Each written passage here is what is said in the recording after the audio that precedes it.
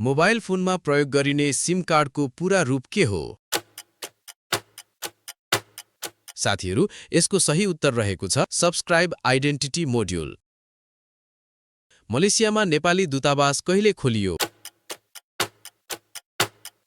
साथीहरू, यसको सही उत्तर रहेको छ विक्रम सम्वत 2060 जेष्ठ 26। राष्ट्रिय सिमसार नीति कहिलेदेखि लागू भई कार्यान्वयनमा आएको हो? साथीहरू, यसको सही उत्तर रहेको छ विक्रम सम्वत 2059। जनआन्दोलन 2 मा घाइते आन्दोलनकारीहरूलाई उपचार गर्न आएका अमेरिकी डाक्टर को हुन्? साथीहरू, यसको सही उत्तर रहेको छ डाक्टर ब्रायन कब। नेपालमा पहिलो पल्ट प्रधानमन्त्री समक्ष शपथ ग्रहण गर्ने प्रधान सेनापति को हुन्? साथीहरू, यसको सही उत्तर रहेको छ रुकमांगत कटुवाल। विश्वमा सबैभन्दा बढी बिक्री भएको पुस्तक ह्यारी पटर की लेखिका को हुन्? साथीहरू, यसको सही उत्तर रहेको छ जेके रोलिङ।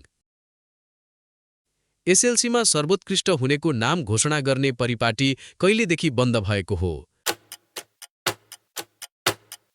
साथीहरू, यसको सही उत्तर रहेको छ विक्रम सम्वत 2062।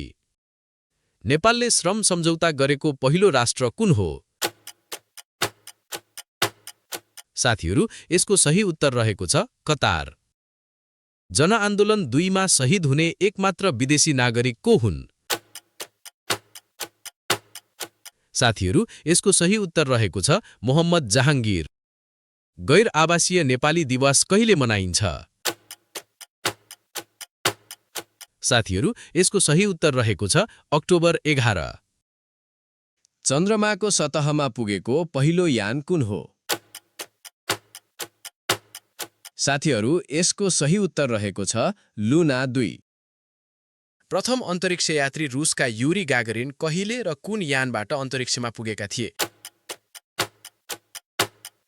साथीहरू, यसको सही उत्तर रहेको छ 12 अप्रिल 1961 भोस्तोक 1।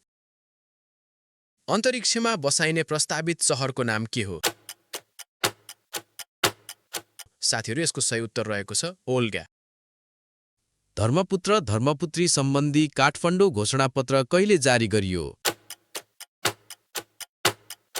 साथीहरू, यसको सही उत्तर रहेको छ विक्रम सम्वत 2063 फागुन 29 गते।